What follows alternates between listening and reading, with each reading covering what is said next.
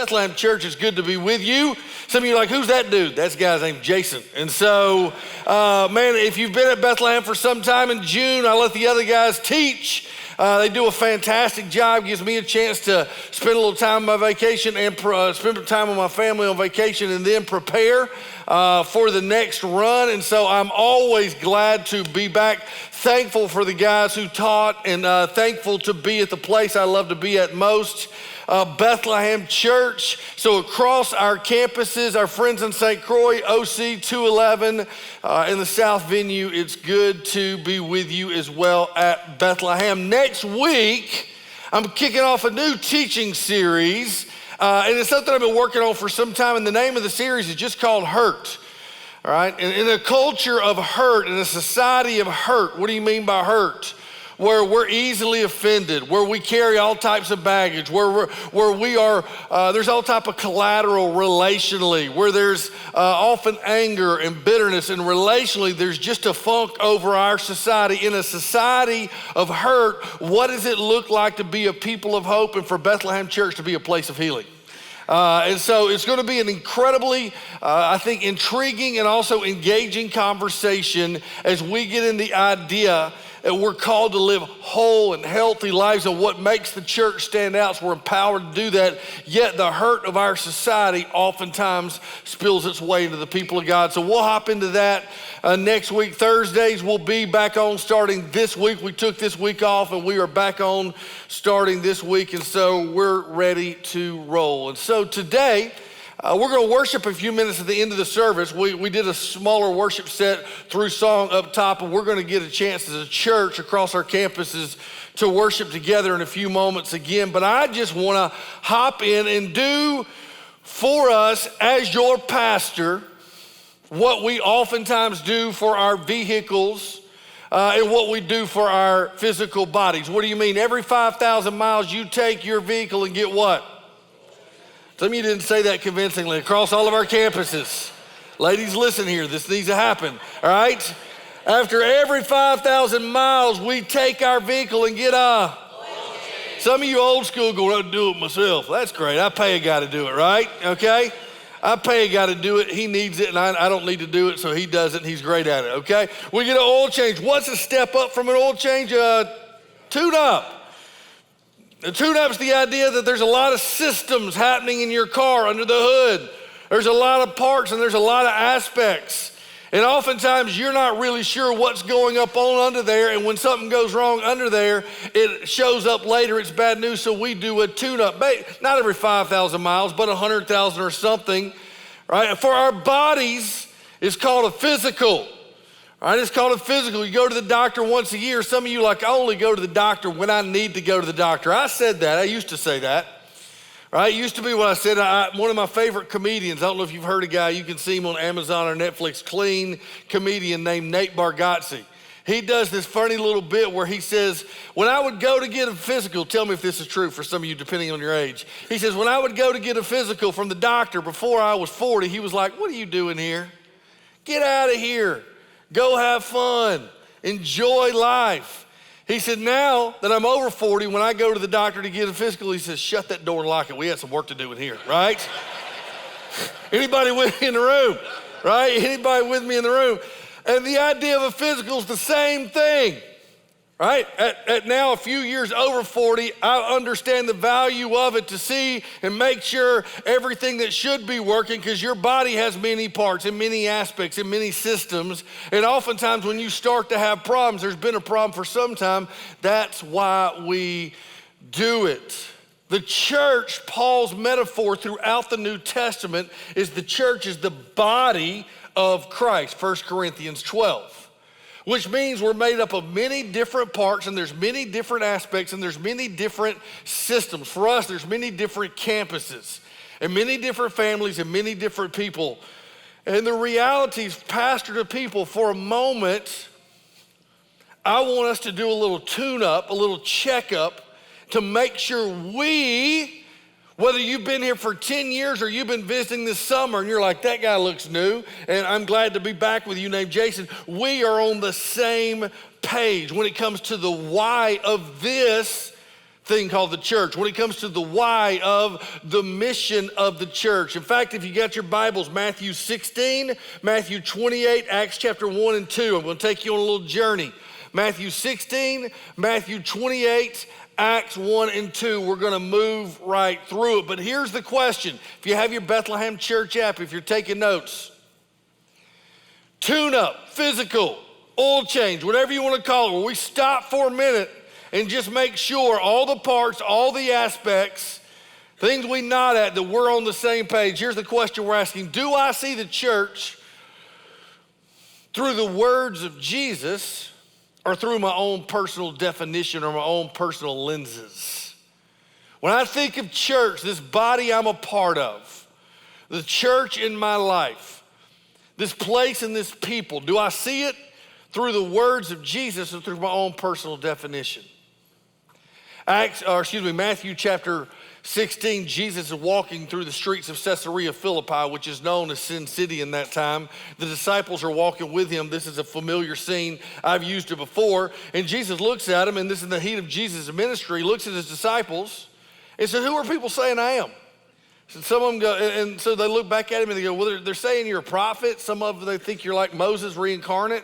Some say you're Elijah. And he looks right at Peter and goes, but you, who do you say I am? And Peter says, well, I believe you're the Christ. You're the Son of the living God. You're the Messiah. All the promises and all the hopes and everything we've been hoping for and waiting for is you. And here's what Jesus says, Matthew 16, 18. On this confession, right, and there it is, I will build and the first time we ever see the word in the English language in the New Testament is right here, and Jesus says it, church. The first mention of the word church in the English language, right, comes from Jesus. Peter looks at him and says, I believe you're Christ, you're Son of the living God, you're the Messiah. And Jesus looks back at Peter and says, in on confession of men and women just like you. And he does this little play on words with Peter's nickname. Peter's nickname was the rock. He said, and on this rock, on this cornerstone, on confession of men and women just like you, I'm going to build my church. I'm going to build my church. Now, the Greek word for church is this word right here. It's called ecclesia. The New Testament's written in Greek, spoken in Greek. The New Testament word, the word we use as church, the Greek word is ecclesia. Now, what does ecclesia mean? Ecclesia is actually, Jesus was borrowing a term. In fact, just to make sure across all of our campuses, just so we can act like we've been at church, let's say a Greek word together because you want the rest of the week. On the count of three, 1, 2, 3, ecclesia. An ecclesia was Jesus borrowing a term, borrowing a word, borrowing a phrase. An ecclesia was a gathering or a set-apart group, right? A gathering or assembly of people that were called out for a specific purpose. So in that time, if there were soldiers called out for a specific mission, that would be an ecclesia of soldiers, an assembly or a gathering of people. There may have been citizens in a community that were called out for a specific purpose. So Jesus basically borrows a term, ecclesia, and when his disciples hear him say it, they hear him saying, I'm going to call out my own people, and I'm going to set them apart for my own purposes. And the cornerstone of that will be men and women, look at me, Bethlehem Church, just like you and I, who say Jesus Christ is the Son of the living God. That's the foundation of the church. So if you're a called out assembly or gathering and you have a specific purpose, in our society, we would say that's a movement. When you've been called out, you have a specific purpose. It's a group of people set apart. We would call that a movement. So if you're taking notes, this is the words of Jesus when it comes to the church right here. All right? The church, the ecclesia, the gathering, the called out assembly is a movement of God's people called out on God's purposes, his specific purposes. That's what the church is. It's a called out group of people. Been called, been chosen. They're called out for a specific purpose. So let me stop right there across our campuses and say this. We, Bethlehem Church, are fans. We are proponents. We are advocates of the church, not just Bethlehem Church.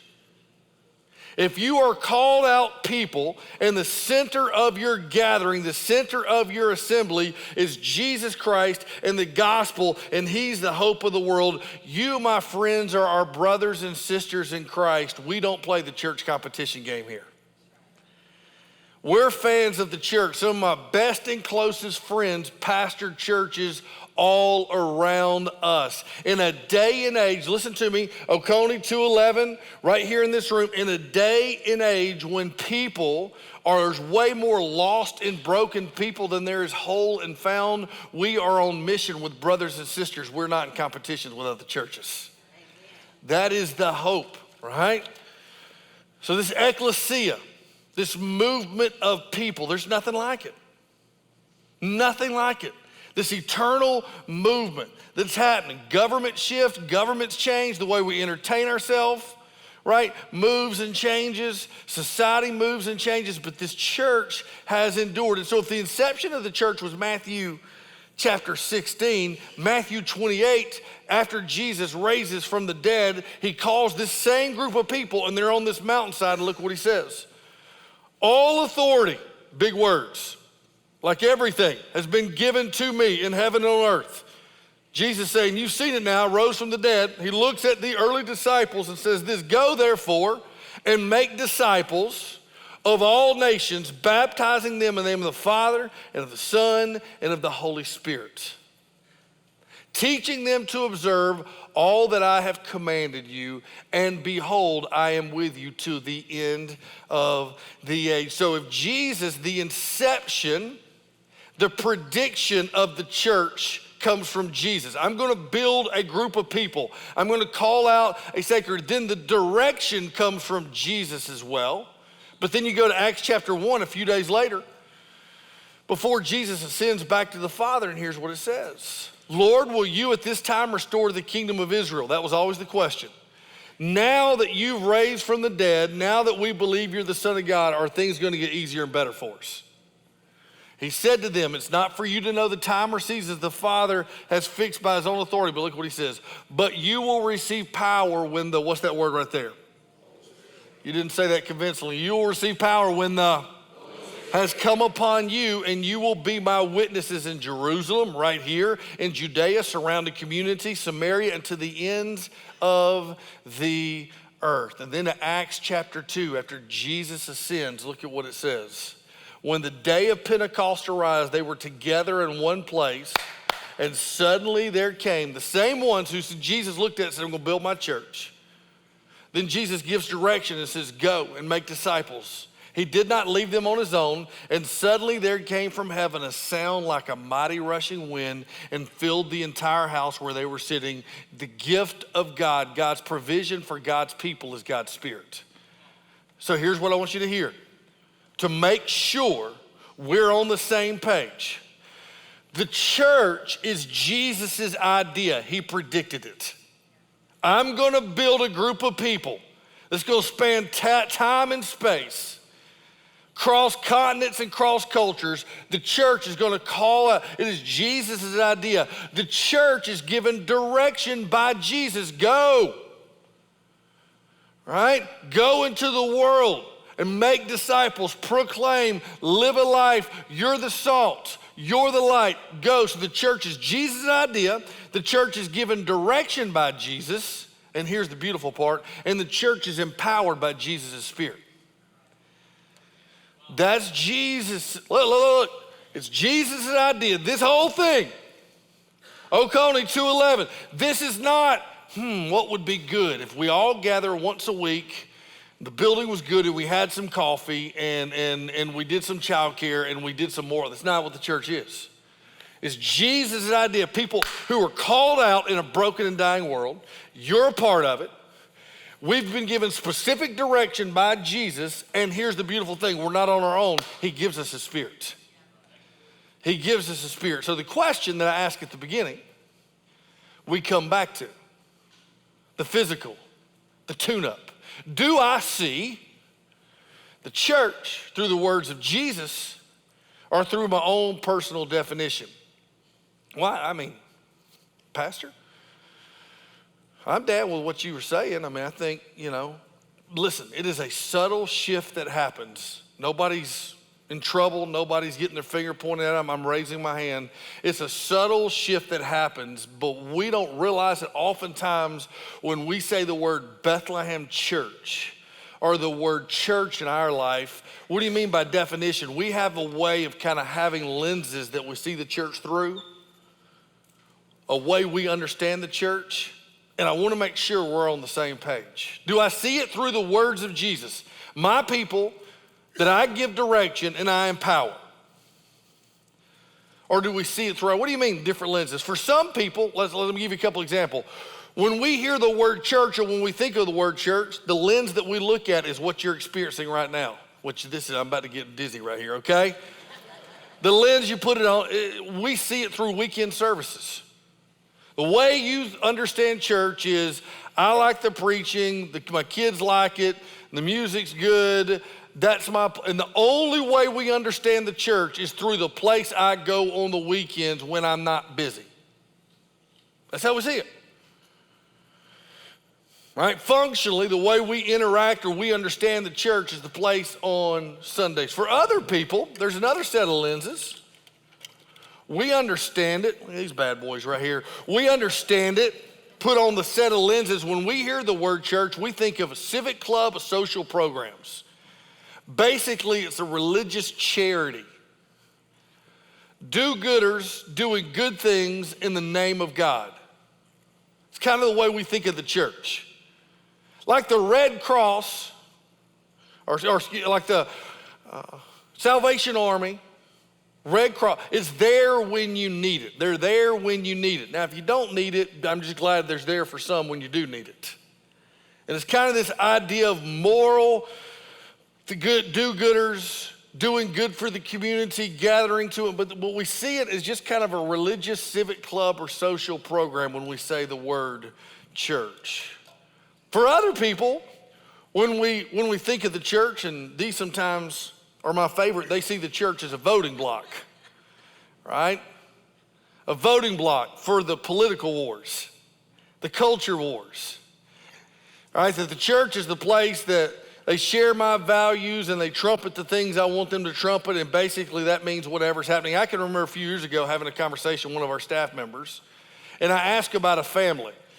I was like, hey, and I hadn't seen it. It's amazing. I know you guys, and I know if I hadn't seen you, I'm not upset. I'm just like, are they okay? I ask about a certain family, and the staff member gets a little, and I know, okay, I'm onto something here, right? I ask about this certain family, and the staff member gets a little queasy. It's like, well, I go, where have they been at? Well, I talked to the dad, and he said, basically, man, I'll be back at Bethlehem when Jason starts preaching what matters.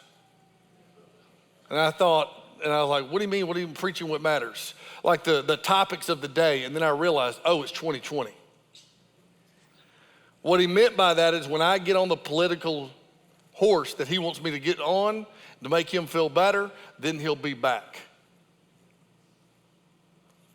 So a lot of people see the church. It's a voting block. You need to make sure you're saying what really matters. Right? And that's how they say it. The politicians, the media, let me tell you what the media does. They disparage us and the politicians use us. This is the deal. Media disparages it, politicians manipulate it. And they see it as a voting block. Now for others, right, there's a personal history. When they talk about the church, this is fun for a second, they see it through a personal history. Now I want you to lean in. Many of us in this room, you do not realize this. When you hear the word church, it comes through your personal lenses. What do you mean personal lenses? Maybe your past history in the church, around the church.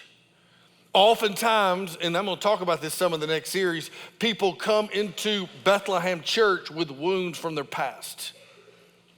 Maybe a guy like me wasn't who he says he was. Right? Or something happened in the church that you were at before and you don't mean to, but what you begin to do is you see everything through Bethlehem Church waiting for us to do the same thing. You do it. There's wounds. Church hurt is a buzzword.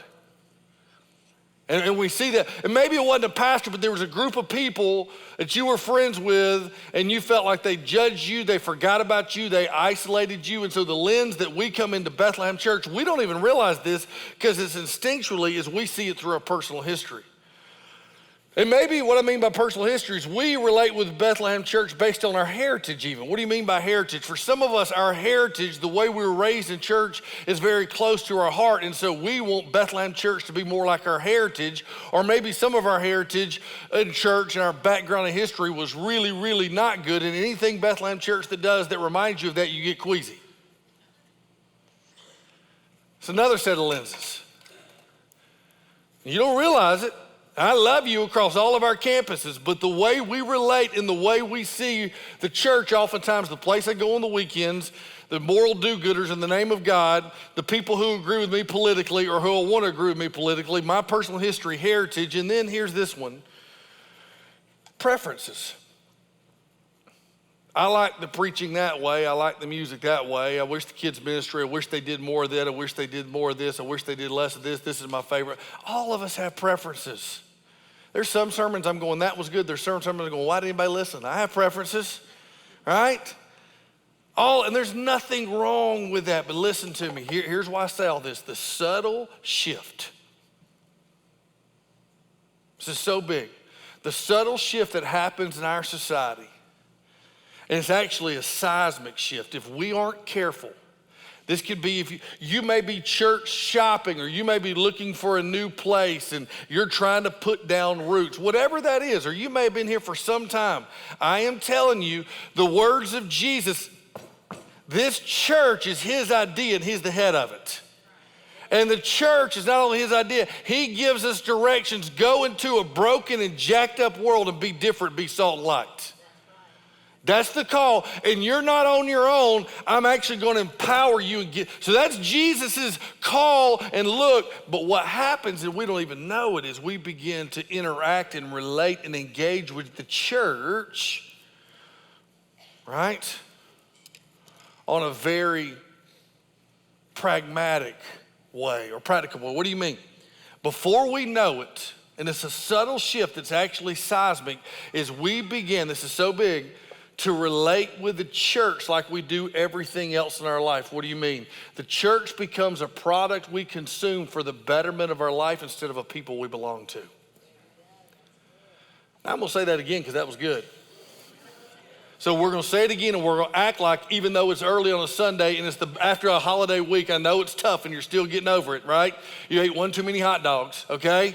We're going to say, listen to me, the danger, what happens is if we're not careful, I'm pointing my finger at everybody and then back at me, all of us. Jesus' church that he bled and he died for, that is eternal, if we're not careful, like everything else in our society, we will begin to see it as a product we consume instead of a people we belong to. And you and I are part of the movement of Jesus. Christ followers, here's the crazy thing. If you've been at Bethlehem Church for any time, or you've heard the word, or we say it, you've been around Christian culture, you'll hear the word consumer Christianity. Here's the crazy thing about consumer Christianity. Everybody knows it's a problem, but nobody thinks they're the consumer. That's the problem with the whole thing. Man, consumer Christians. It's kind of like pride. I know all kind of prideful people. I'm just not one of them. Isn't that the way it works? I can point out pride, but it ain't me. What's the same problem in consumer? And listen to me. Bethlehem Church, we have to be careful. All I am asking is simply this, that we are aware of the lenses we put on with the church. Well, what do you mean be aware? Let me ask you some questions. These are super personal questions. This is the tune-up part. This is the part where we go, what do you mean like how I engage the church? Here's the first question. This is for you. This is for you. Is my relationship with the church casual or committed? Now listen, we know the difference between casual and committed. And candidly, There are relationships in my life. There are things in my life I have a casual relationship with. There's nothing wrong with that. I'm casual with the gym I belong to, right? By casual, maybe if I wake up and feel like it, that's casual. I'm not committed to that place, right? I'm not committed to that place. Casual doesn't mean I'm not for it. Casual means when it works for me. That's what casual means. Casual doesn't mean I'm against it. Casual means when it works for me, when I'm comfortable, when it's convenient, I'm in. But commitment is different, because commitment means there are things I say no to because of my yeses on the table for the church. Now make sure I translate. Well, I'm not just talking about Sunday attendance. You guys are pretty good across the board at Bethlehem Church. I'm not just talking about Sunday. Everybody thinks I'm talking about coming to church. Our problem is not that, right? I'm talking about, do you belong to the community of faith? Are you a part and engaged in the life of a local church, of a faith expression? What Jesus gave his life to a people, not just, right? Not just the idea of something I kind of get to when I can. So, well, I think I'm committed, Pastor. I would consider myself committed. I'm committed more than most. I'm down with you. Let's keep asking the questions. Again, we're doing a tune-up. Doing a checkup, just asking ourselves some questions. The middle of summer as we look toward the fall. All right, here's the question. Am I a spectator or am I a participant in the mission of God? Am I casual or am I committed? It's your question. It's between you and God. As far as I know, you're all committed. Well, how do I know? Am I a spectator or am I a participant in the mission of God?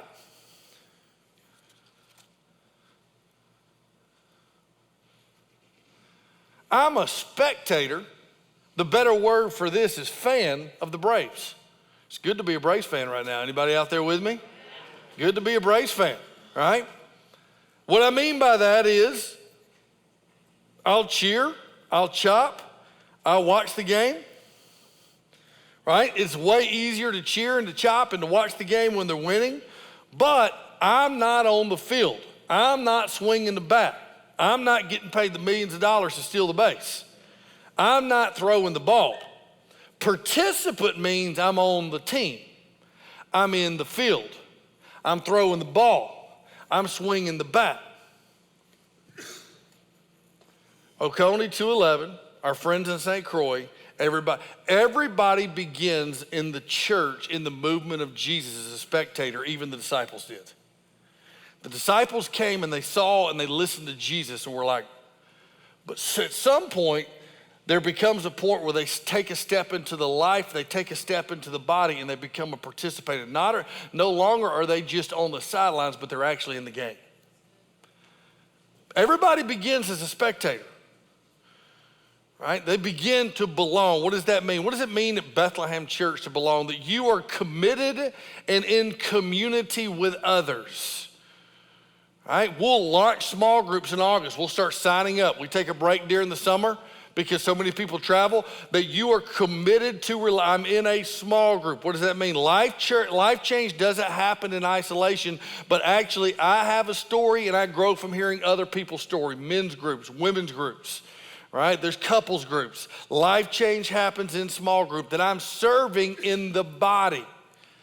I find my place to invest back into the life of the church, whether it be on the weekend when we gather or through the week in our community. I'm engaged in the life of the church. That's what it means to be a participant.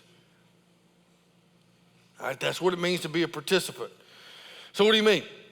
Here's like the pastor to people moment. Candidly, the tension for us at Bethlehem Church with a smile on my face is not people that show up on the weekends. That's why we're in the middle of the Because Initiative. And so many of you guys are living generously as we are expanding and building a brand new worship center at a 316 campus. Oconee 211, you'll see plans this fall for expanding. We're doing 10 services a weekend. The tension at Bethlehem Church is not people attending. Listen to me with a smile on my face. The tension for us always is people serving. That's just, what is the pressure Bethlehem Church lives under? There are so many people coming all the time, so many new people, right, coming all the time, the ability to serve them. There's about 50 of us on staff and there's about 5,000 or 6,000 of you guys. And so what it means is we believe equipping the saints for the work of the ministry, that you're actually a part. From the parking lot to kids ministry to student ministry, right? From the tech ministry to serving coffee to creating the atmosphere.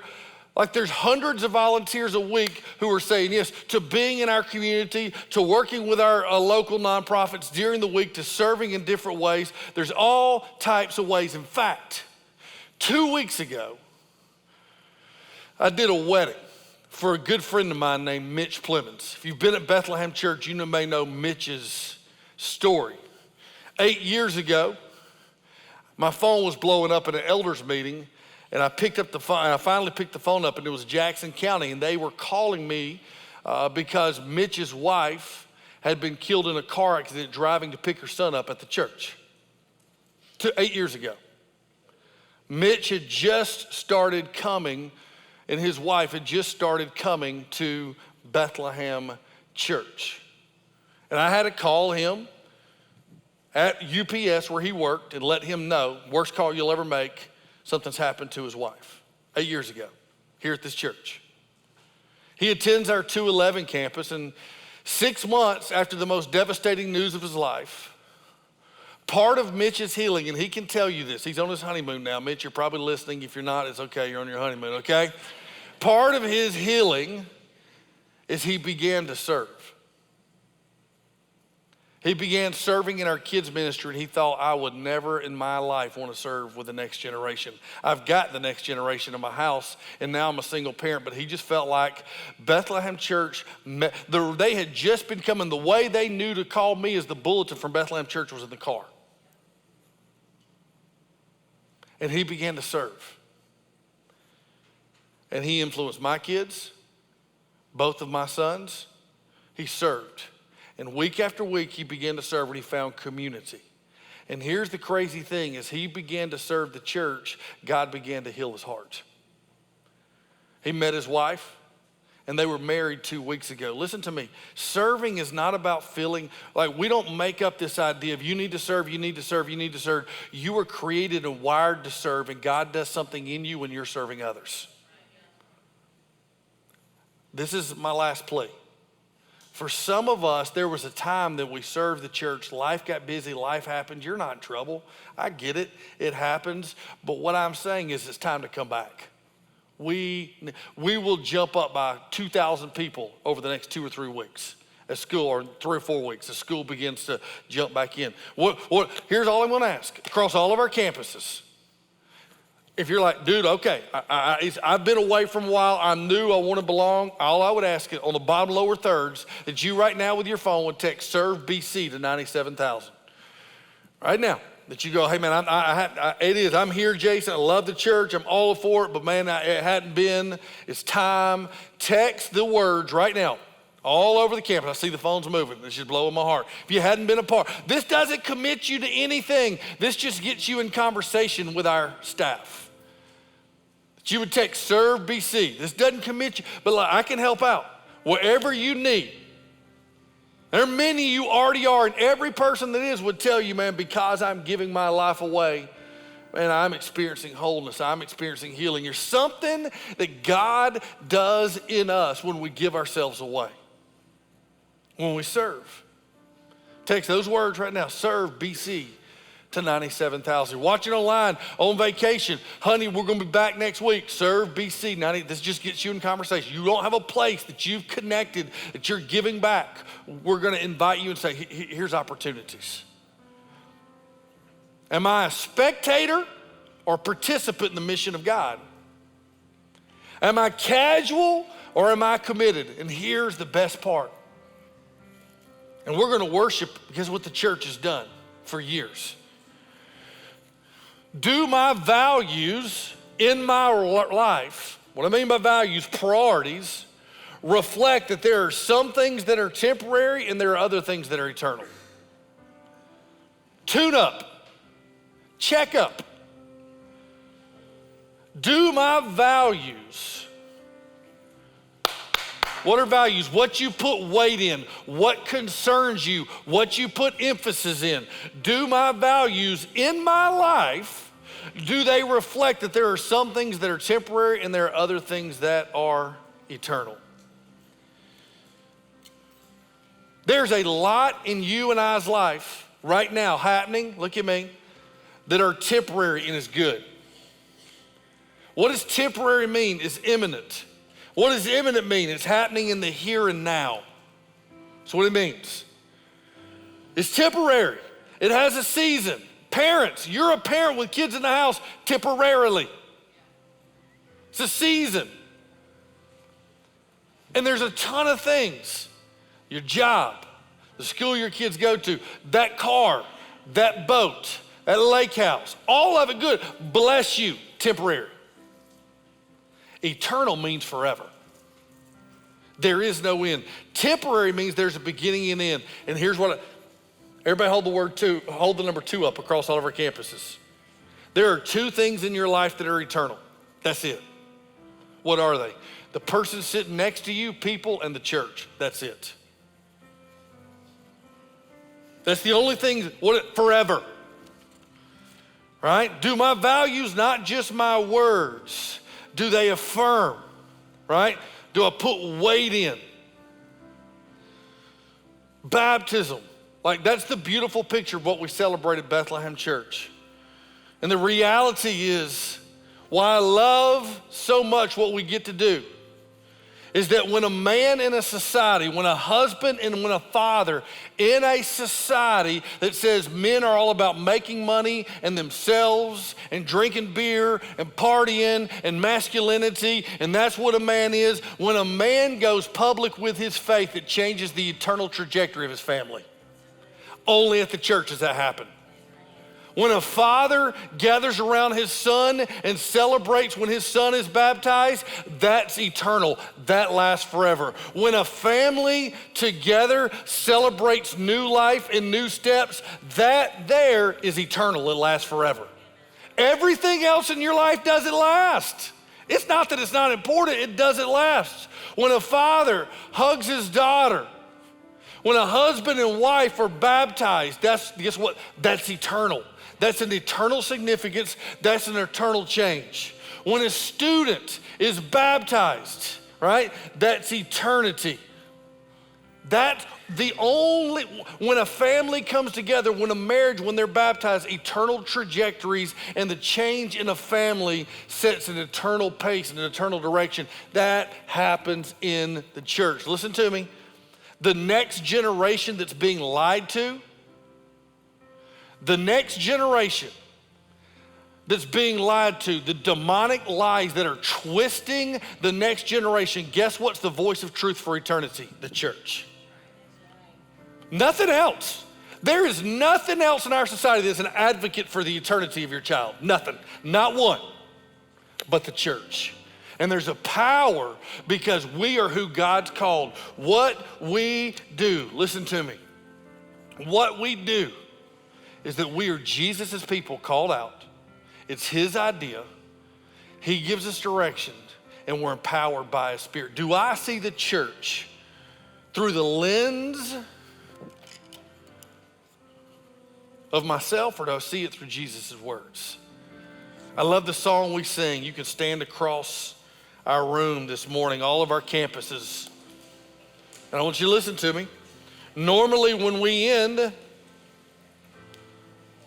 it's a smaller, we carve some time out to worship together as a church because that's what the church has done for generations. And I love the song we sing, and this is going to be our declaration. Right, when the church of Christ was born, when the Spirit hit the flame, and this gospel news of old, it shall not kneel and it shall not faint. There's one thing you're a part of that's eternal, the church. There's 2 things in your life that are eternal, the people and the church. Everything else, Jesus has called us and he's wired us. Bethlehem Church, we have an eternal mission. This morning, we respond. Father, thank you in the name of Jesus for your goodness and your mercy. We're going to worship for a few moments together as the church. That's what the church has done. We don't have anywhere to be. We've got a few moments. We've got some time, Holy Spirit, that you would remind us of the power of your church through generations, through time, across. It is your church. The generosity of God's people when they give themselves away has fueled the church. In a society that's broken, in a society that's dark, in a society that's confused, we thank you of the gift of the church. I thank you as the pastor of Bethlehem Church for the gift of Bethlehem Church, these people in my life. So we pray these things and we worship you now. You are King of Kings. You are Lord of Lords. And we're a part of your eternal church.